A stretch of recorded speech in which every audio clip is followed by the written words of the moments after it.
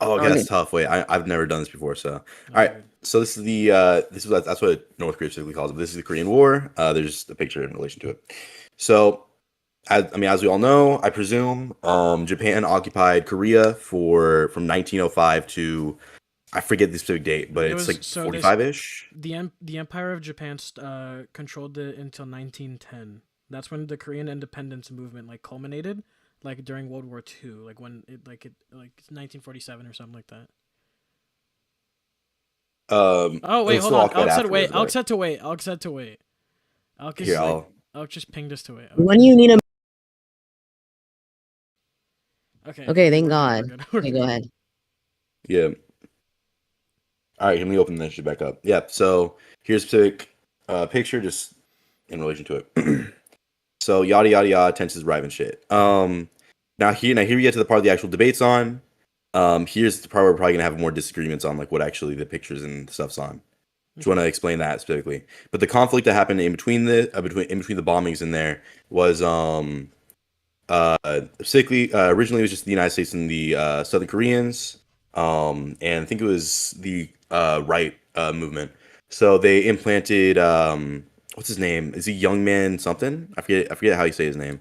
Are you Um, talking about the North or the South Korean guy? South Korean Syngman Rhee, Syngman Singman Rhee. Rhee. So Singman Rhee. yeah, so they implanted that guy, um, and so a whole stuff that happens there. The North Koreans, while I'm taking majority of Korea, I think it's 90% roughly, and so then they get soldiers from the UN, and then they wind up getting, then they wind up recovering all the lost land, and then the bombings wind up happening. Okay, so you have an issue with the bombings? Is that what like is so you have an issue with the bombings of North Korea?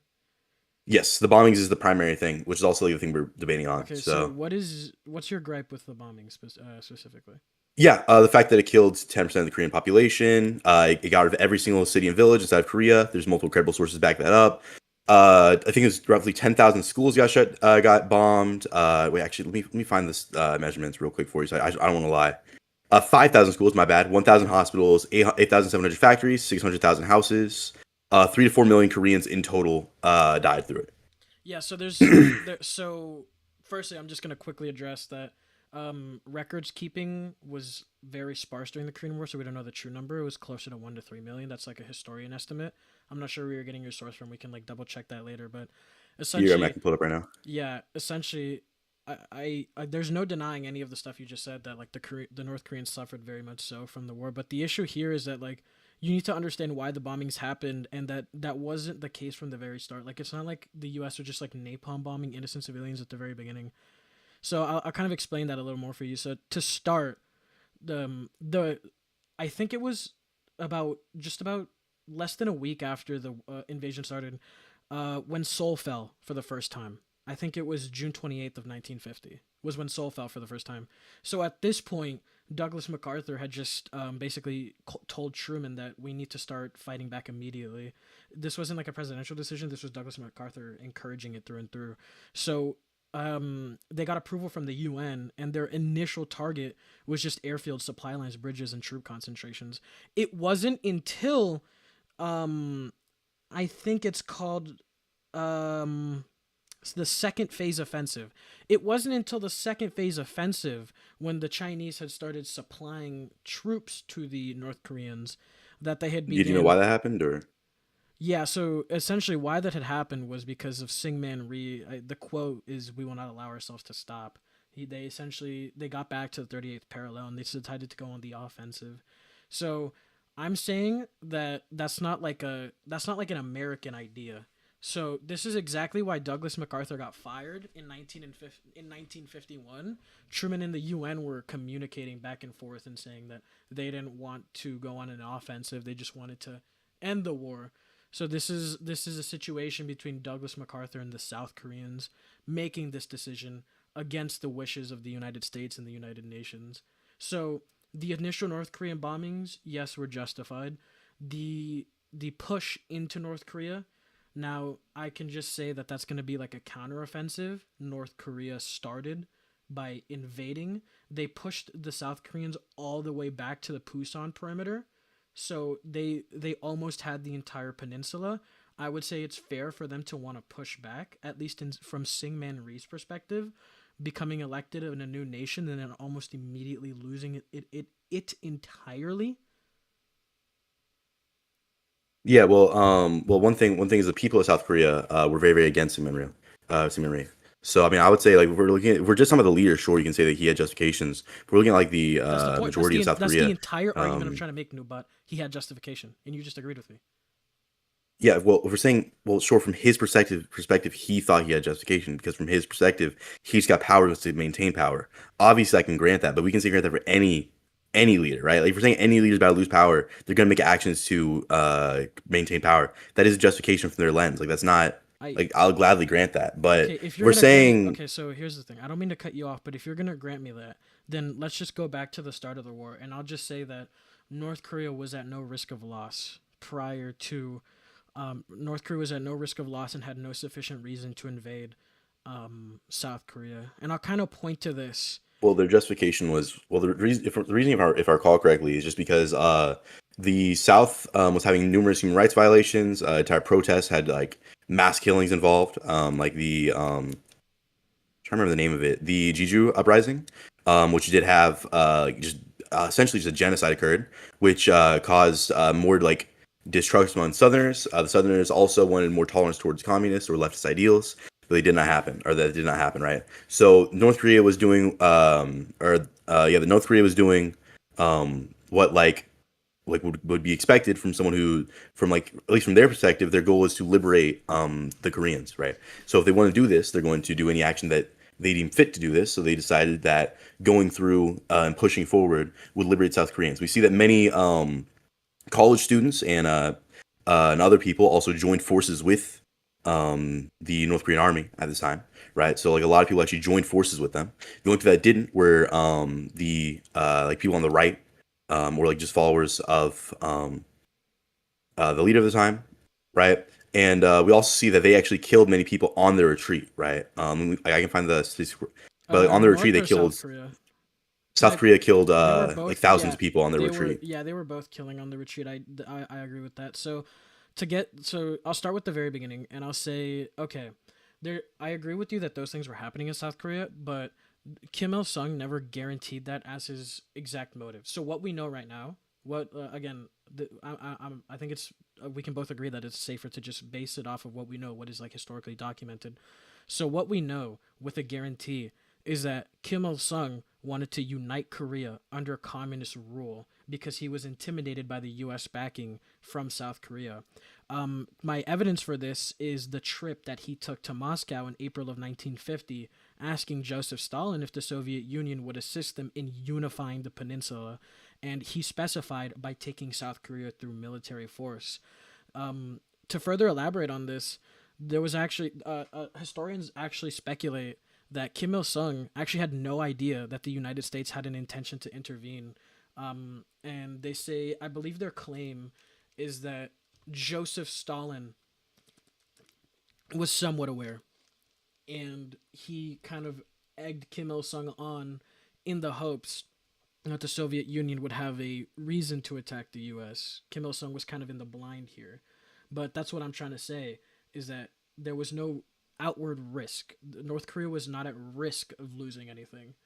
And this is in comparison to South Korea, who was pushed all the way back to the Pusan perimeter. To respond to what you said about people helping them, um, uh, at least for North Korea, for the most part, a lot of their team ups were like a you scratch my back, I scratch yours situation. The number one like most well documented example I can give you is the North Koreans assisting the Chinese during the Chinese Civil War, and from there, China was just like, well, we got your guys' back from here on out. Yeah, well, I mean, another thing is, frankly, Mao Zedong. Well, that was part of the thing. The reason he sent 300,000 troops is also because, if I recall correctly, because I read a little bit about it. I Is remember this this about the was second phase offensive like specifically? loosely, yeah, Okay. specifically, it's the reason why he hopped in was just because when they pushed so far, they wound up touching China. So Mao Yes. Zedong, that was also a reasoning for he went, all right, 300,000 troops, and then sent 300,000. Yes. So essentially, what had happened was After the success in Operations Killer and Ripper, they were able to push the North Koreans all the way up to the Chinese border. I'm not sure if it's like speculated or guaranteed that this is the here you go. No, so I'm looking at Britannica.com. I can give you the link inside chat if you're interested in looking at it as well. But I'm just gonna read the quote directly, and this kind of just proves that Mao Zedong did not do this under his own incentive. As UNC troops crossed the 38th parallel, Chinese Communist Party Chairman Mao Zedong received a plea for direct military aid from Kim Il sung.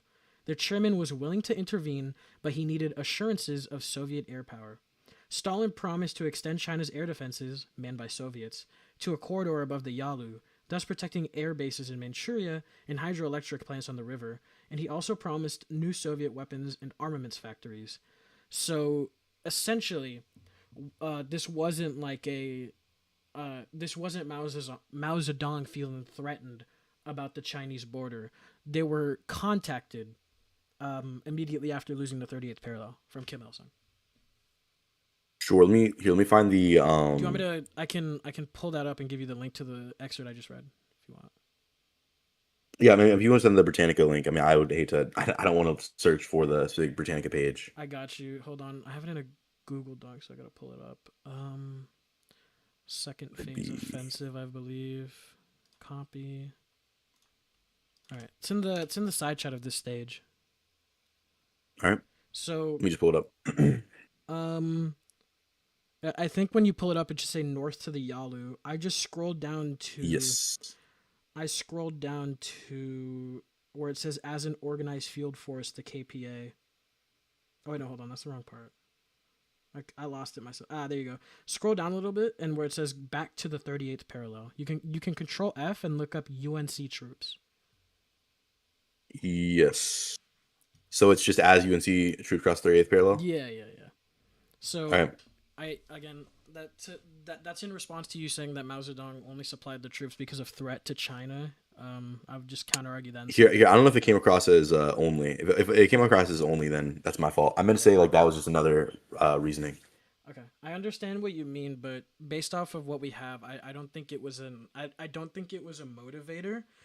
From what I see now, it just looks to me like China was simply just reciprocating the assistance from from their civil war when the North Korean.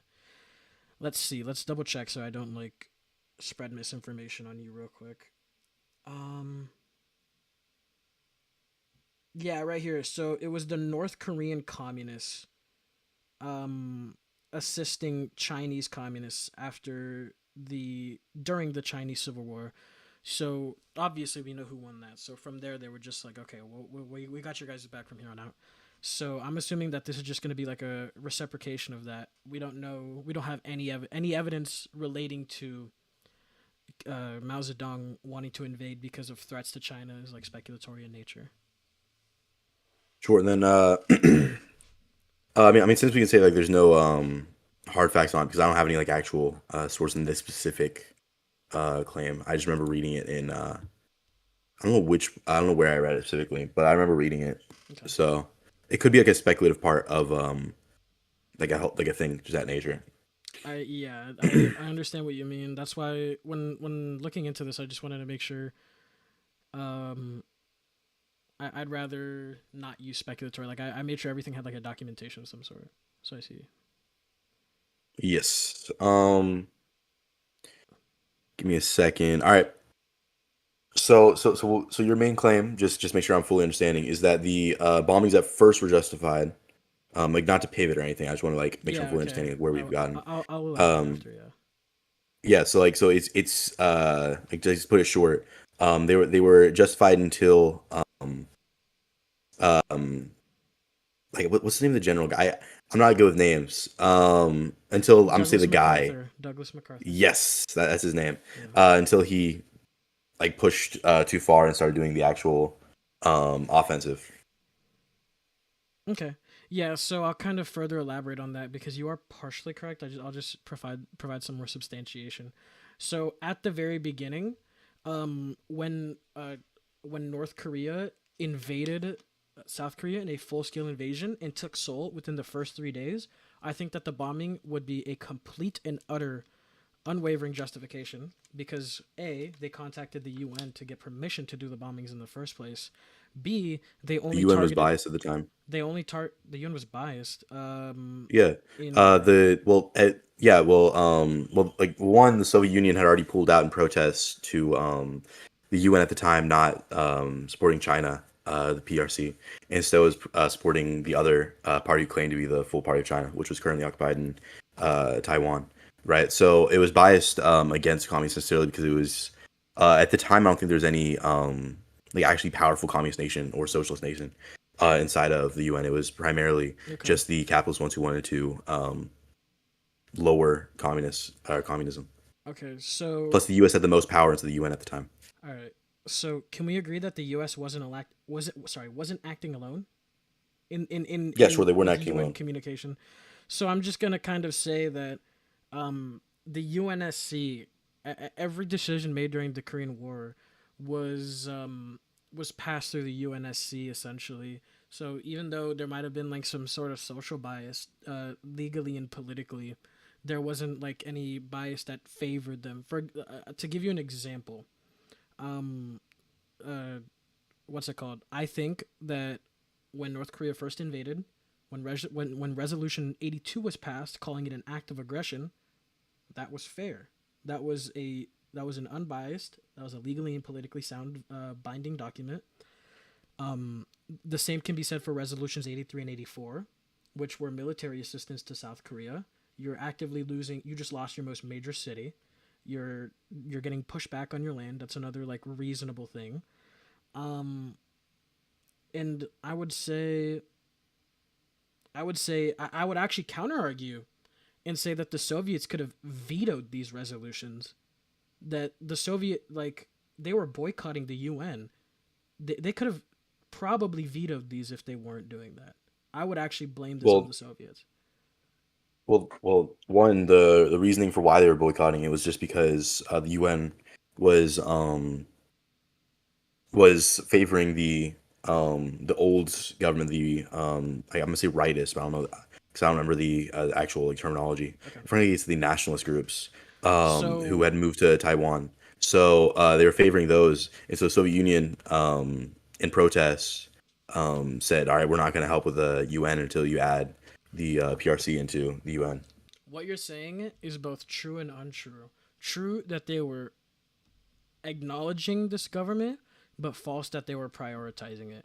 All the UN was doing was The PRC was inside of the UN. Yeah, that's Well, what I'm saying. So the other the one was UN, in the UN actively. what I'm saying is the UN was just recognizing. I think his name was Kai, Kai Shek or something like that. Kai Shek's government in Taiwan was just being recognized as separate to the PRC. No, the PRC had no seat inside of the UN. They did not have anything in the UN at No, the no, time. no, no, no, no, no, no. Not as a separate seat. Just the fact that they were recognized as a separate entity from the PRC. That's it. That's what I'm saying. It's not that. It's not that they were I'm saying the recognized as a PRC separate had no seat. representation inside the UN at the time No, no, no, no. I because understand. That's what I'm saying. I'm saying that okay, in terms of so recognition, in recognition, they were not bunching in Taiwan with China's PRC. They were recognizing that they had their own separate government under Kai Shek. It's not in relation to UN seats. It's not in relation to any of that. It's similar to how now some countries recognize Taiwan and some don't. It's just a recognition thing. It's not like a giving of a seat or anything like that. yeah, the reasoning for why the Soviets weren't in is because the PRC didn't have a seat, and so they deemed that unfair for, and they also deemed it, if I recall correctly, they also deemed that as an anti-socialist thing. So they also deemed that as like a personal attack to some degree. Okay. But I don't know if there's any documentation of that into the Soviet archives or anything. Yeah, because as far as I know, the what I've told you is all that's been recorded. So what happened was they believed the UN to be illegitimate because of that. That's pretty much it. They Okay. So the Soviets just believed the UN to be illegitimate because of this reasoning. But what I'm essentially what I'm saying here is I understand like sure, you I could say like boycotting is like an understandable thing if you think that your nation is in the right. I'm not saying the nation is in the right. I'm saying if they think they're in the right. But what do you think in regards to? Do you think that the Soviet Union, hypothetically, if you don't think these bombings were justified, could have like vetoed these resolutions if they were given their seat, if they kept their seat instead of boycotting? Because I'm I mean, just it likely still would have passed, but I mean, there would have been more. there There would was have a been more possibility discussion for on it. pushback. Yeah, there's possibility for pushback, but I would just say that they're like it still is likely would have passed, and still likely like similar events would have still happened. Okay. But the only thing is, there's now like a small possibility. But Yeah. I would like to put a lot of emphasis on that small. Yeah, but I still think that that possibility of consideration is still like a notable one nonetheless. To go back to my main counter argument with what you had to say about the UN, I'm essentially just saying that even if I were to grant you some sort of social bias within the people themselves, every decision made was like legally and politically at least sound. Yeah, well, I mean, it's we can say legally and politically it's gonna work, but it's only under the same framework, right? So we can say, like we can say that it's politically sound, but like the only reason why it's being politically sound is just on virtue of the fact that basically everyone at the UN at the time, because I don't recall there being very many, or really if any socialist nations in there. It all worked because all of them wound up having similar ideals, and so at the time, the Soviet Union was not inside of the UN, so there was no pushback to make it where like there could really be anything to make it like not sound. So sure, if that Um, makes any sense. I don't know if that was I like a gish gallop at all, but no, you were not gibbering. I understood what you meant. There were notable. There were like when I say notable, I just mean like nations that would have likely had a say due to like notability. Um, I'm pretty sure the some of the Eastern Bloc was socialist at the time. The A lot of the separated countries now, um, whatever Belarus was called back then, for example, it was technically USSR, but they still had their own seat at least at the time of the Korean War. Um, what's it called? What's the name of the nation? The people that were socialist with Tito, they also had a seat at the time. Um, oh, I can't remember the name off the top of my head, but okay, I know what you're so talking they about. also had a seat. Um, Albania. I know Albania's debated. Yugoslavia, thank you, white spaced.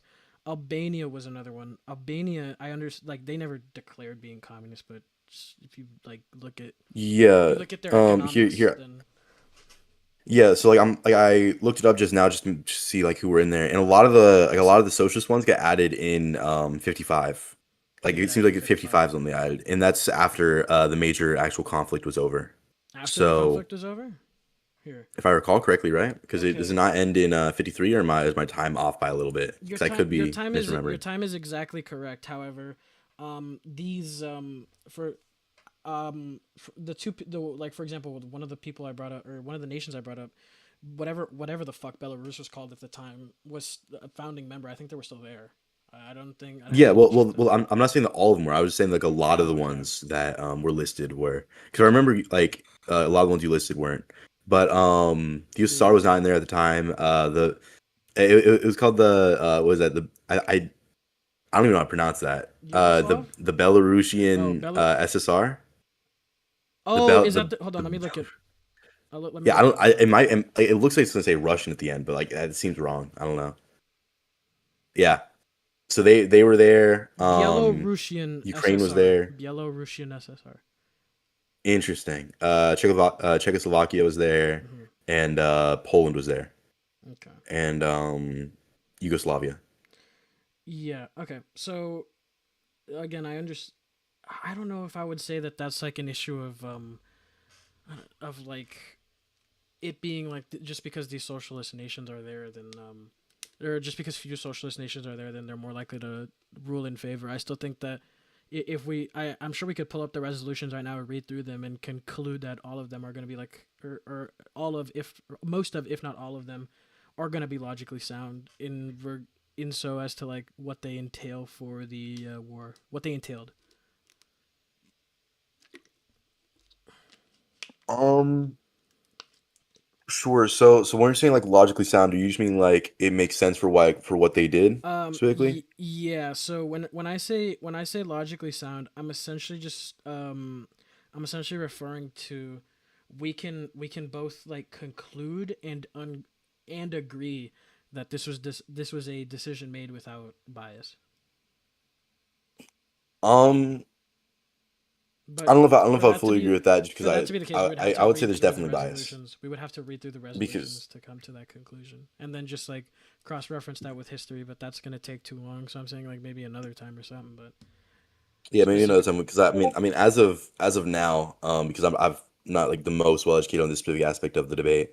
yeah, sure, that's all Um, good. I I can give you some time. I don't mind. I'm probably gonna grant that there's guaranteed at least a little bit of bias because everything has bias, but I'll probably say there's more than just a little. All right. So you're gonna say that okay. So then, so if that's the case, if you're only gonna be able to say, if you're only gonna be able to sufficiently claim that there's gonna be a little, then I'll go back to the war itself and how the UN ties in. So again, once these resolutions were passed by the UN, the as I said, the U.S. only began. I think it was just the U.S. Maybe some other nations began bombing only military personnel or wherever military personnel were located. I don't even know if there were um, like low civilian casualty numbers at this time, if any at all. It was only yeah, yeah. So just I'm looking through my doc right now, just double checking it. Urban centers were only attacked after the second phase offensive. The second phase offensive began when China sent the soldiers to attack, which was in November of 1950.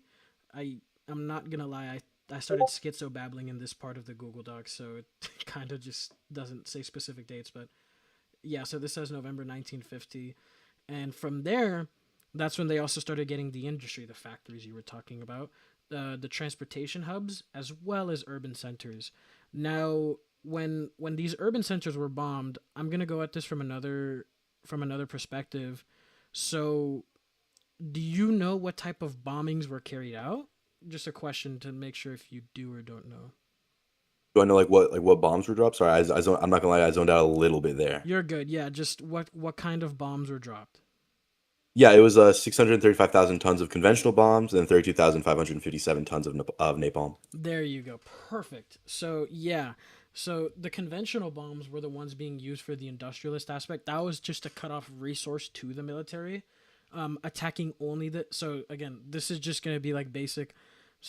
This is just going to be like basic war strategy in which if you attack the military head on and it doesn't work, you go for the suppliers of the military. I'm going to say that that's fair. Like, in doing that.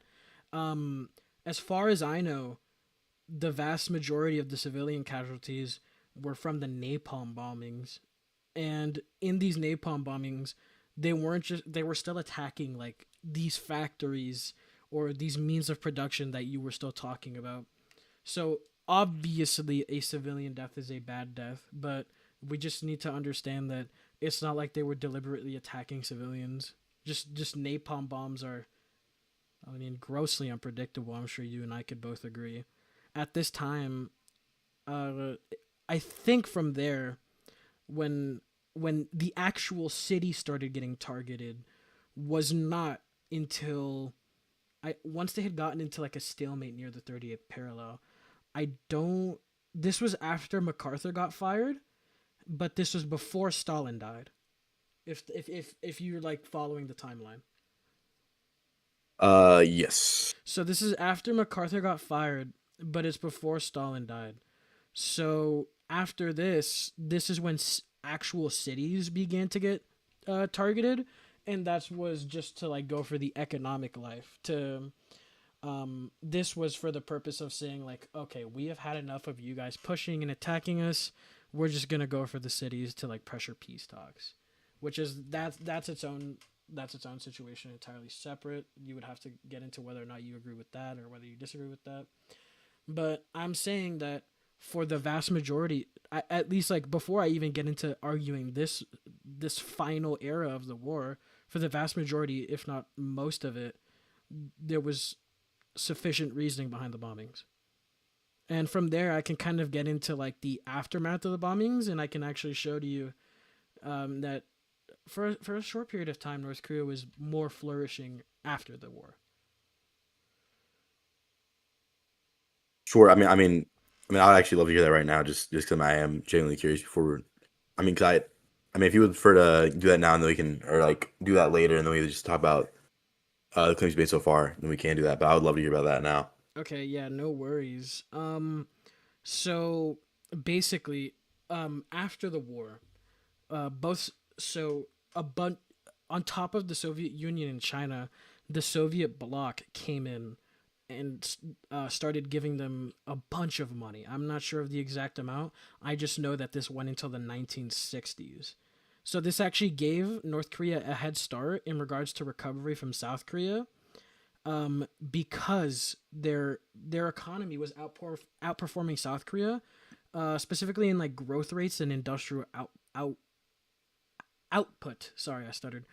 But this only started to diverge in South Korea's favor after they opened to global markets and North Korea remained isolated. So when both nations were isolated, North Korea was actually doing better.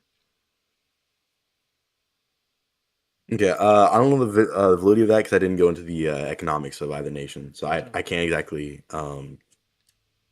like say that's true or not true. Okay. But I think for sake of debate, we can definitely grant that because I don't think that's too Okay. detrimental to grant. So I would actually kind of say yes, because I would say like whether I would kind of just go from there, and I would say like if the bombing's really that bad, how would North Korea been able to flourish more after? Yeah, well, I think the distinguishing factor is just, I mean, as you said, the flourishing is just because of outside funding from the Eastern Bloc and the Soviet Union and China. So I could the just say like the I think that's like an unfair assessment to say because like if we were to say like if we were like bomb some like small country and then just pump them full of money and then go, oh, the bombings weren't that bad then because you're doing good now. I think it's just an unfair assessment because then like then we can justify any war crime by just saying, oh, but we funded you now, so you're okay now, see. whilst like ignoring the deaths, the entire city's flat, and the fact that there's like no cities left in this nation. They had to, most meant to rebuild. The fact that even like nowadays they're still finding bombs on train tracks and still finding bombs in like other parts of the plate other parts of the country, like example, like parts of the country that have not been rebuilt, right? Like I think that does not fully justify like, all these other things by just saying, oh, well, they're doing good now or they're doing good then. Okay, So so I just looked it up to double check on that. The reason I'm making that claim is because North Korea received less funding and did better. So the exact numbers from the 60s to from the 53 to the 60s was 2 to 3 billion a year for North Korea and 10 to 13 billion a year, up until 78 for South Korea. So I'm just saying, like, I'm not saying like it's okay to bomb a country and then pump it with money and that makes it okay. I'm just saying like specifically from an aspect of like let's analyze how detrimental these bombings were by analyzing which country did better after. South Korea was getting pumped with double digit billions. North Korea was getting pumped with single digit billions, and North Korea was doing better. do you know what the money in South Korea is being used for? Because I don't fully Um, know this actually. so it looks like the 2 to 3 billion in North Korea was entirely grants, loans, and technical assistance. Um, Yes, I presume that's just like for rebuilding all the factories and rebuilding all the yeah, cities. yeah, yeah. And in South Korea, 70%. It says that 70% of this aid money was economic, which is gonna be like those same things. So 70% of, let's say, we'll do 10 billion, and we'll just say 7 billion, and then from 13 billion, so we'll just say like 7 to 9 billion per year, compared to 2 to 3 in specifically like grants, loans, technical assistance, and just the general economy. That's a difference of it's a difference of 5 to 6 billion, 5 to 8 billion a year, I think, in funding, and this is in the 60s and 70s, so adjusted for inflation. These are pre-adjusted for inflation numbers. So you know, North Korea is receiving about a third of the funding that South Korea is, and still doing better off. Okay, so you said 7% of it is for economic funding. Is there any Yeah. details on like how so, or is it just Do you want me to? I can. just says just generally? Here, I'll check it. I'll look it. I'm looking it up right now to double check. But if you want to go back to the thing you said about the third phase of the bombings or whatever, while I look this up. Sure.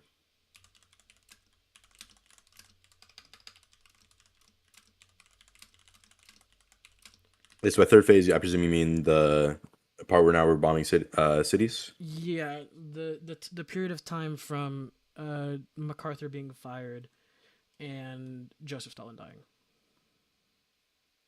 All right. Yeah. So here, I'll just paste in the side chat. Those are me like the statistics that I found. Let me find the source for that just in case you want it. I think it says it in here. No, actually, wait. This is about earlier on. I know it's in this book.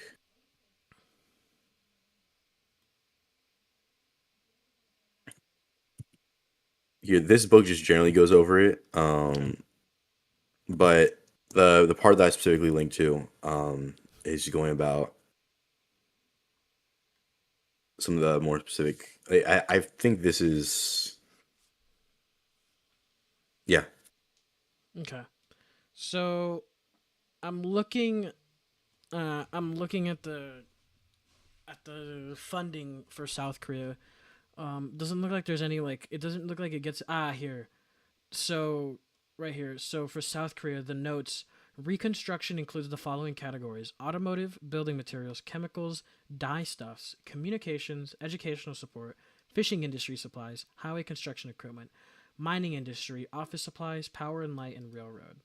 So I think this is from Bank of Korea Economic Review in 1955, as well as Monthly Statistical Review, February 1952. So okay, so I think that okay, so it looks like there's the 70% margin was for similar things as the North Korean funding. I'm looking at your statistics right now. We've already established like my disagreement with the 3 to 4 million being closer to 1 to 3, and that's just because of sparse record tracking at the time. So historians estimate the true number to be 1 to 3. This would again, this doesn't really like negate the percentage of the population thing.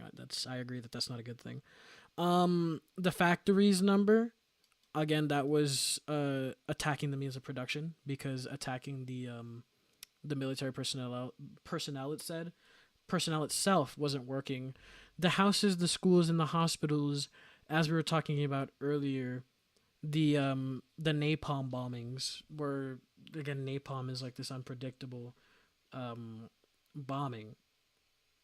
So when you're attacking means of production, there is going to be there's going to be collateral damage. I'm sorry, not that I'm saying that it just like sucks to suck.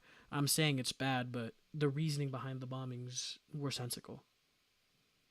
Yeah, well, for granting that like we know that napalm bombs do this, but they still willingly chose to do napalm bombs, knowing the risks of using this and knowing the risk of civilian casualties. Right, I would say the blame on all those deaths is still on those who did the bombings or those who orchestrated the bombings, because they knew this is an active risk. They still chose to pursue this endeavor. Okay, so um, I guess just to I've elaborate on that, right? okay, Like we could say like if I was to if I was to, like drive my car like I don't know 100 miles over the speed limit, right? And I knew there was an active risk of me hitting some children on the road, right? But I still chose to do it, right? I mean, sure we can say like there's some sort of like problem of, hey, they probably shouldn't be walking through the road, right? Or something of the sort. But I still actively still chose to do this thing, right? So I'd say it applied to this. okay. So for the reasoning behind why they used the napalm, I've just looked it up to double check. So um part of the reason was the cheapness and effectiveness of it, which is why they started using it as opposed to like the 600,000 pounds of conventional bombs that they were initially using.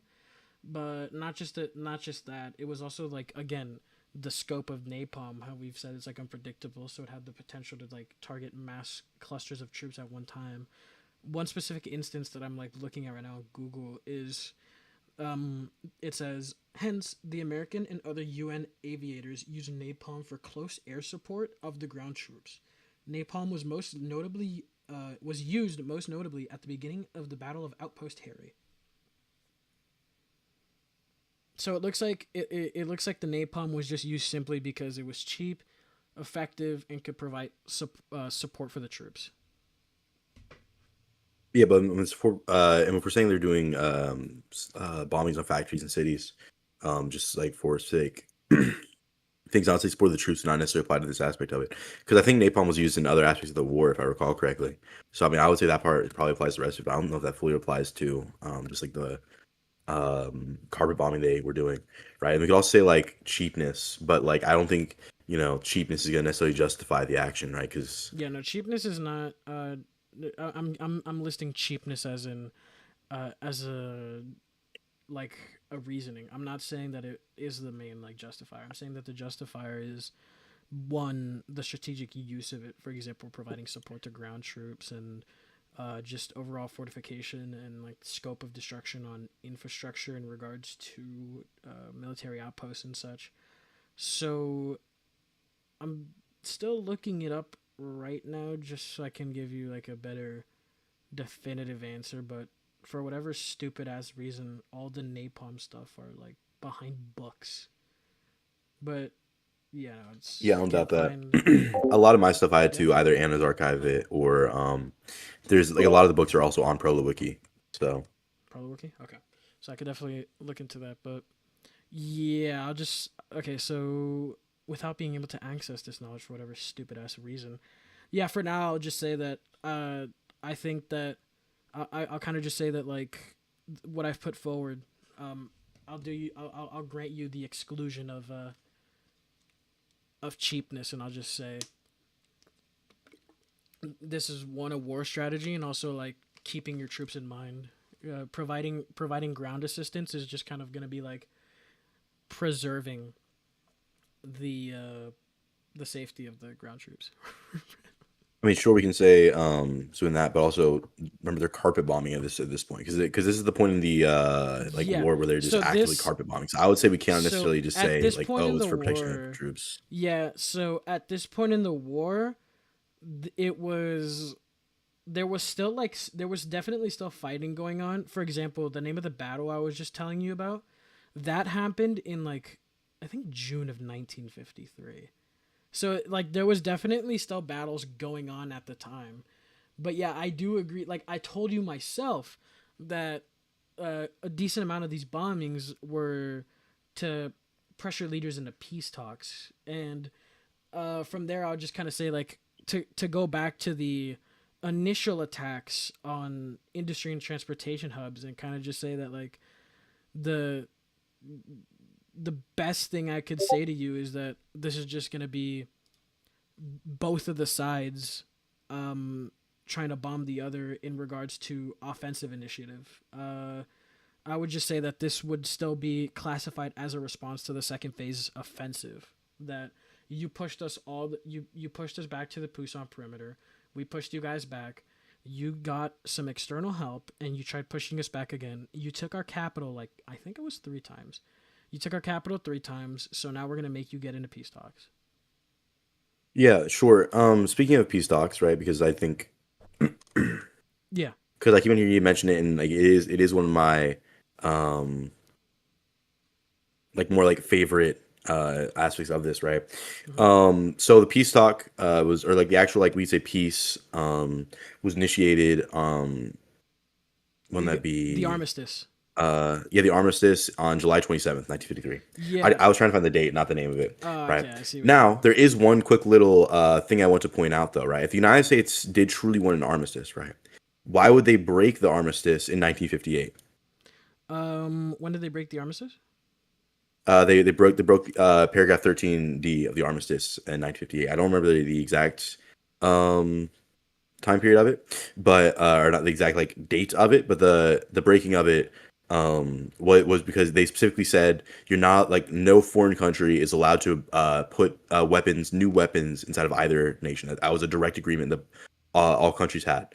But then, right, America just said I think America in a meeting with North Korea, Kim Jong not Kim Jong Kim was it?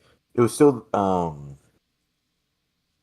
not gonna lie, my mind just went blank. Okay, Um, I'll give you a second. I'm gonna say the OG guy because I'm terrible with names. You're So good. You Sing Man Rhee, and Douglas MacArthur. I'm just gonna start naming it fucking everybody for you. no, it was I should know this. This is okay. It's the North Korean guy. I am like this is actually tragic because Kim I Il should Sung, know Kim Il the Sung, Kim Il Sung. Kim Il Sung. Yeah, I kept on trying to say like I kept on saying Kim Song like Kim Song Il or something like that, and I was like, wait, that's the wrong order. Like I thought I was just completely blundering, but yeah, that was just a crazy blunder, anyways. But yeah, so the United States had a meeting with Kim Il Sung. It was like, hey, we're gonna break this, by the way. And Kim Il Sung was like, you don't do that, by the way, right? This is obviously a paraphrase because we don't have the actual like documentation. So they have me in 57. I think it was in May, June, around there, and and so then a year later they bring nukes to South Korea, and then which directly breaks the armistice they had. This is a direct breaking of it. Okay, so here's what. Okay, so I've just looked it up. I'm looking it up on my phone. Article 13D. So, what do I have to say in response to this? Is so it's telling me right here that the NNSC was supposed to be monitoring arms shipments on both sides, but both North Korea and South Korea were restricting inspections immediately after the armistice was signed. So I'm going to say that there was a genuine attempt for peace, but the tensions remained incredibly high. So both of them just were just remaining secretive. The NNSC by like the late 50s was already like paralyzed. Like they could not fucking verify a single thing. So I kind of just say that when it comes to the U.S. breaking the armistice, which we know to be true when they shipped weapons to South Korea, we don't know if North Korea violated this because again they were refusing to disclose to the NNSC. So um, there's no. So I would kind of just point to the large amount of the fucked up airlines. I would point to the Soviet like the tanks and the jets that they received, and I like not to. I'm not gonna presuppose that the numbers that they received were beyond replacement, but I'm just gonna say that it would be unfair to say that the U.S. was the sole perpetrator in this if both sides were actively hiding things from the NNSC, the Neutral Nations Supervisory Yeah. Commission. Wait. So I would Wait. just kind of Here, say I that hate to this is gonna interrupt, be but would like this a not be an argument from ignorance? You're uh, saying because this is a blatant one, right? This is a blatant this thing happened, right? yeah, And that's what so I'm your saying. counter to it, yeah, your counter to it is, well, we can't prove that like North Korea didn't also do this, or it's happening more in other regions. Like, so would that not be an argument for ignorance, like just like verbatim, because Okay. you're saying that you cannot prove necessarily that the other one did not do the exact same. No, I'm not saying I can't. I'm not asking you to prove that they didn't do it. I'm instead providing you with an argument as to why both nations were actually probably likely doing it before the U.S. Outright said that they had violated it. Um, like prior to that, um, North Korea probably, and I'm just saying like we can look to the what is documented, like what was not what was the word I used? What was not restricted? There you go. We can look to what was not restricted in regards to Soviet military aid from North Korea. Like I'm not gonna count it myself, but I probably like. I mean, we could definitely like look through documents of that as well and see like how much their weapon stockpiles increase with Soviet aid. So I'm not inviting you to disprove this. I'm simply telling you that you know if both if both nations were restricting inspection, then it's kind of just going to be logical to say that both sides were probably doing shit. The U.S. had just admitted to it because they were like, "Hey, somebody might rat us out. Let's just say that they did this. They did it first. Let's let's say that we're only doing it because they are. They're calling it retaliatory. I'm not gonna like say it's retaliatory. I'm just gonna say that I would claim it to be like a neutral. And Yeah, well, I in would say how this entire this argument is just like what you're currently arguing is is rather speculative, right? Because we have a lack of evidence for it. But you're saying it's likely, but like whenever I did that earlier, like your big critique was the fact that it was speculative. So I think this is like rather unfair just to okay. say like the critique I gave earlier would have been like invalid because it was speculative, but the So critique you're currently giving is okay, on virtue of being likely. However, like I would say that my thing I was saying earlier was also likely. So like, So how this is analogous to your previous critique, I'll establish it. So your previous critique, your previous issue was you had said that Mao Zedong was assisting North Korea because that China he was worried that China was about to get invaded because North Korea was pushed back to all the way up to the Chinese border. So you're taking a truth, which is that uh, they were pushed up to the border, and you're saying that because of this uh, you're saying that Mao Zedong wanted to assist North Korea. So that would be an Izot claim. That would be you speculating that because this is the case, then it's likely that this is why he did that. So when I'm saying, going back to my argument, there is no there is no tan is okay. What anyways, um, in regards to my specific argument, I'm saying that we know for a fact that both of these nations were restricting inspections from the NNSC. Did I use the wrong term? Okay, my fault, Jonah. Did I use the wrong term? Okay. So not Izot. Yeah, sorry. Wrong term. That's on me. So not Izot, but you know what I mean. I'll yeah, say well, that here, yours. What I'll say is that yours was yours was just drawing a conclusion between two truths when mine is just like one truth being put forward. So and again, I understand that you don't appreciate the fact that I'm arguing speculatory, so I can just kind of go from here and say, well, this violation of the armistice, I don't understand how this would necessarily imply that the US was like, if they truly wanted to maintain peace. Because if we're yeah, making the well, I argument would of say, you were saying. yeah, well, I would say, like in like a like peace agreement, or like we're saying like if they wanted peace, so they made a peace agreement and they violated the peace agreement, then like I think it is rather fair to say that like they obviously did not want all aspects of peace, or like they like something about it, because it was directly in the agreement that like both sides agreed to. Frankly, both sides also helped form this agreement, right, and form the Okay. way how like it was formulated, right? That like this is how we should proceed from this, right? And then it gets broken by the United States, guaranteed. Now we could Okay. speculate and say it was broken by the DPRK, but we know for a fact that it was broken by the United States. So we know that Okay. they like guaranteed uh, broke it. So Guaranteed did not necessarily want all of it. all right. So I understand what you're saying. So I'll point to this instead. This isn't speculatory. We know that both of them denied inspection. So I'll just say that if you're saying, oh, if the United States truly wanted to, then I would just kind of counter argue and say that you would have to agree with me that neither of them intended on keeping peace. Well, both of them hiding inspections, although like that is like sketchy. It's not necessarily like an actual like proof of them smuggling. It would just be like it's fair to say, but like I think it's fair to say So claim it's not going to be nearly as convincing. okay. So then here's the thing. Here's my issue with that. Then, if you can't agree with me on that, then I would just say that them breaking it is just that could be. I could easily speculate on the other side and say that this was not a related issue.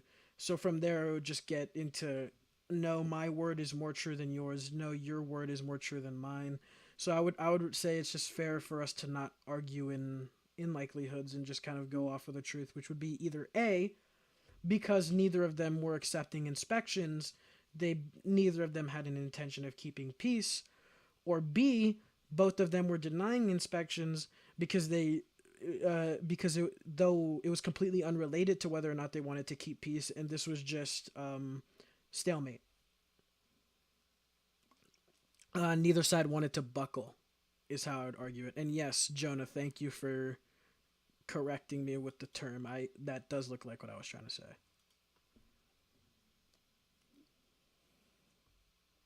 Okay. Here, so sorry, I zoned out a little bit because my sister walked into the room, so I had to Do you want me like, to? I can repeat. I can repeat you know, myself. No issue. I have no issue. Do you want me to? yeah. Yeah, that'd be great. That'd be great. Just Okay. like get me like just the core idea. Okay, so I'm saying that now we're kind of getting into my argument is less arbitrary than yours. So because this doesn't have to be a philosophical debate, we have the benefit of rooting our arguments in truth because it's a political discussion. I'd say that let's just stick to what we know. So instead of speculating, so let's look at right immediately after the armistice, both sides were already denying inspection. So there's either two things we can do here. We can either say A, neither side wanted to maintain peace, or B, both sides had an intention of maintaining peace, and the denying of inspection is simply just a stalemate because neither side wanted to buckle. In regards to the U.S. actually objectively breaking the armistice, when I say that my argument is less arbitrary than yours, we're both just saying it's likely that it's likely they didn't intend on keeping peace, and this is related to that, or it's likely this isn't intended on keeping peace and it isn't related to that. So I'd rather stick rooted in what we know from the from immediately after. I would say. So your argument is due to both of them denying inspections right after. We can either infer this is because like they don't want to keep peace collectively, or Either neither of them intended on keeping peace, or this stalemate was not analogous to the war and was simply just neither of them wanting to buckle. Which, I mean, if we could if you would allow drawing a comparison to the Cold War, I would say that this is just neither side wants to show a sign of weakness. well, I mean, yet again, the distinction factor is we're still going to be our distinction factor is not the correct term to use there, but the thing that's like strange about this is just um is you're saying like these are the only two outcomes of this, right? However, we're still not going to be like looking at motivations that are not actually like we don't have any evidence for these motivations, right? So Okay, I mean, that's sure what I'm we can say saying. that they're likely, but We're forced into this because we don't have like evidence. That's what I'm saying. The issue behind this is the issue behind your claim is that it's speculatory in nature. So I'm not willing to grant it because it's just gonna be. I'd rather root it in what we know to be true, like and inductively conclude. So I would just kind of say that to really oversimplify all of this, I would say if you just don't want to argue speculation at all, the best option would just be to throw this out. I mean, sure. I mean, I guess just to proceed the conversation, because I would like to um end the discussion, before like another 30 more minutes pass by. So to proceed the discussion, I guess we can grant that it's just a stalemate and they both wanted to. Okay. So from there, I would say that my entire argument, I would say that my argument up until that point was kind of like sensical in nature, in which you grant not granted, but you agreed with me on the strategic initial bombing. We can come to a conclusion of logically reasoned bombing in the second phase, and then in between Douglas and MacArthur and Joseph Stalin's death, it gets shady, but there is still sufficient logical reasoning within it. And from there, you countered that with, well, if they really wanted to keep peace, then if they really wanted to keep peace, what was the reason behind this armistice? But um, again, if we were agreeing to throw that out, then I would actually just I would go as far as to say that I've been granted everything in this situation. That was your main contention. Yeah, sure. Well, I think I mean, not to go back on it, but I think like the thing is, whenever we're trying to when we're trying to see like if something is justified, right? Like specifically the bombings, um, right? I mean, we can say like politically, sure, because they want to um stop other things, but I think justified is very like it's a term that can be interpreted in many ways, right? I'm So whenever not. I was Yeah, coming in, I'm not saying an I ethical interpreted it ethically, justification. right? No, no, no. Yeah, When I say justified, I am saying because from what I interpreted in your message, which was let's bomb the factories and means of production and pump the other with money. I was under the impression that you were just against the bombings in the sense of it destroyed North Korea, and South Korea was doing better.